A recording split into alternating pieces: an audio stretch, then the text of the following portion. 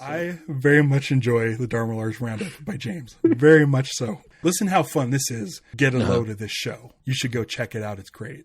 I'm excited for this week's show because Ralph was terrified of it. He said he heard it in his mind all the time. Doesn't matter. Doesn't matter. Still a podcast. And now we just accept it. Well, let's lay it on us. Woo!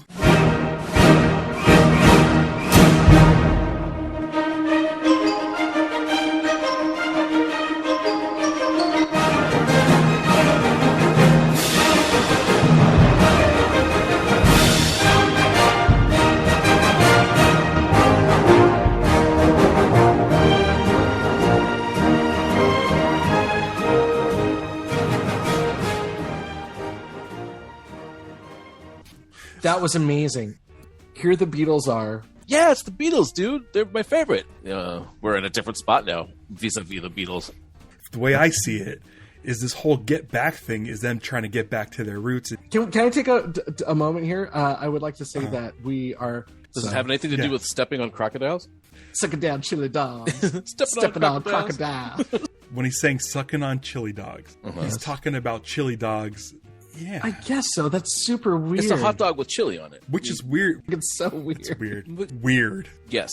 You've known this whole time. Oh my God. Yeah. The best moment. God. But I also feel it's kind of a legit question too. It's like it's useless.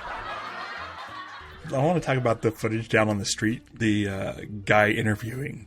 Do you know who that is on the roof? God blimey, what is this? The Beatles waking me up from me nap? Call the bummies. Go, here we go. Here comes the cops. That one girl's like, I don't buy Beatles albums, huh? Who? Is this Herman and the Hermits? I don't know. I'll get 4 guitars up there and I'll just tell people it's the Beatles. Like, it just sounds like music to me. I don't know if it's really REO Speedwagon or not. Like, is that Hootie? I did like the old man that was way into the Beatles. I think the good lads with the solid attire. I don't mind their hair. I don't mind their hair. People do. I don't. That was very funny. Yeah, that guy was rad. There were so many cameras on them up there on the rooftop. They were not going to miss that moment. They were loaded for bear. There's some people out there that might take the Beatles like way too seriously. And to them, they're just doing a thing, and letting a daughter run around is part of like probably any job, like a bring your daughter work day or something. But as a parent, I was like, we're trying to record a Beatles album. Can you cram it with walnuts just for a couple seconds? Daddy's recording The Long and Winding Road. Can you please play with your water wow or whatever? I like when she starts imitating Yoko, drumming as Ringo is trying to do a take. She's far more intrusive than Yoko. Exactly. I liked that she was dressed as Ringo. Kind of was, yeah. They both had the same vest and a floral printed shirt. But I liked it. I liked that Ringo came in. I wrote a song, guys. It goes like this. And immediately George goes over and starts helping him. Those aren't the right chords. You'll get it soon, but those aren't the right chords. Well, maybe I want to write a song too. It's a song about being underwater with your friend the octopus. That song is so... amazing. That sounds like that would be a great song to do. Oh, right. This is Ringo being fucking 2 steps behind the rest of the Beatles. And now he's doing his psychedelic thing. He's like, I know. Psychedelic. He finally got it. Right. He always seems a couple steps behind, which is funny for someone who's supposed to be keeping good time. One thing that I liked in this episode, and it might have started in the earlier part, is when you would get that caption... This is the song as it appears on the album Let It Be. Every time that came up, it was like finishing a quest in a video game. This whole movie is thank you, Beatles, but your song is in another castle. It's like you're not quite there yet. How do you know when you're there? Like, how do you know when to stop? It's almost impossible to get that. Well, you could just edit it together, and it's like, edit? We're not doing that. We're doing live performances. You bound her. This was kind of shocking to me because the whole Beatles lore is like, this is a live album. There's no studio tricks or anything like that. Yeah, we're thinking about adding brass and strings. It's like, whoa. Phil Spector, because he added all this shit to your thing. And granted, he did it in a very, I don't even know the right adjective for it. shitty murdery sort of way. Yeah, like a shitty murder. He really murdered and then it? lying about it for years. But I swear I heard strings in one of the tracks on Let It Be. Explain Let It Be Naked. Is Let It Be Naked the Spectreless version? That is exactly it. Oh, I have that album, but I just didn't ever really understand. I'll be damned. I did know that. Yeah. Paul did the titular song. Yes, he did. The title and the titular song.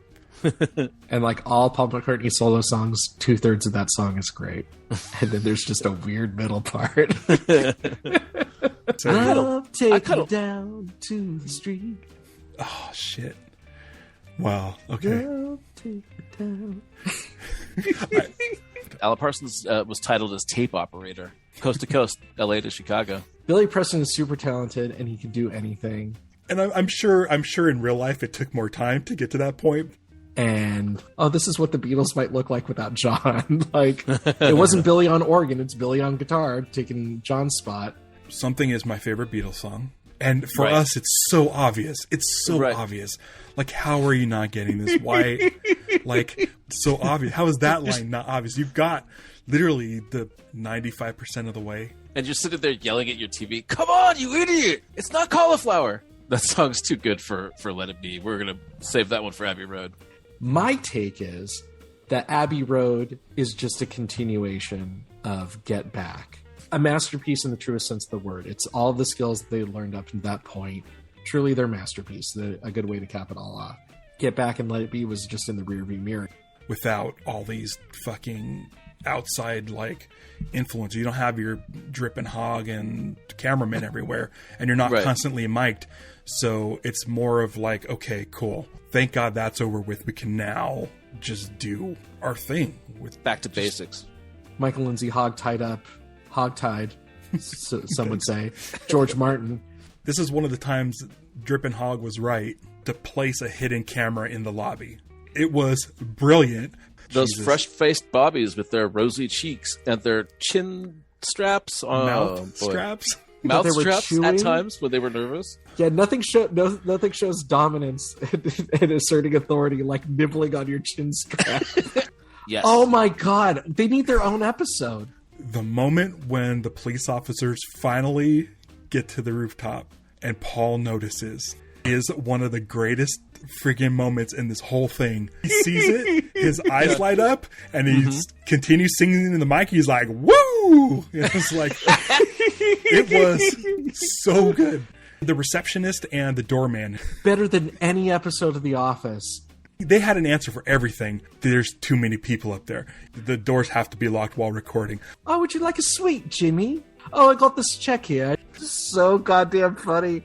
And then again, well, it's got to be live. It's doing the feature. But now it's got to be live. Chief of Command or whoever it was. They can't do anything. They've been completely blocked. We had 30 complaints in minutes. He just keeps saying over and over again. Looks straight at the camera like Jim Halpert, and he just like rolls his eyes like, I can't fucking believe they're doing another song. I thought that they were going to stop. And all he could do was roll his eyes. Wouldn't you want a picture with him? Yeah. Rolling his eyes at you? The strap in his mouth.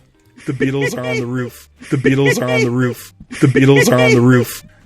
No, they turned it off. Oh, the jig is up. Time to go back inside. And this guy could not be smiling anymore. Like we fucking did it. We did.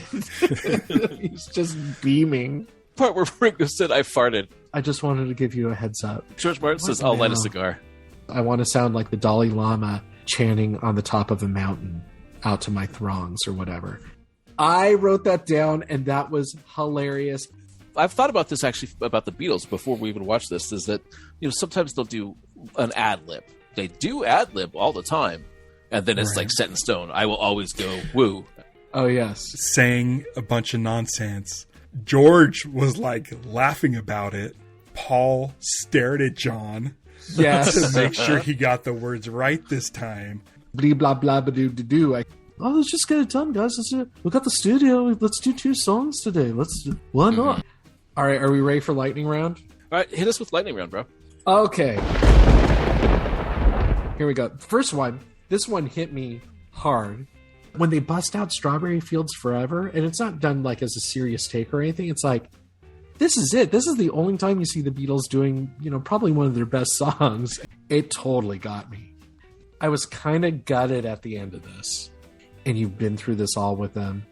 After having endured whatever's gone on through the month of January, there is a moment of happiness and a success about what they've done and everything like that. And I knew the story, but now that you've experienced just a slice of what it really was like, every facial expression, every note uttered, everything just had so much more weight attached to it.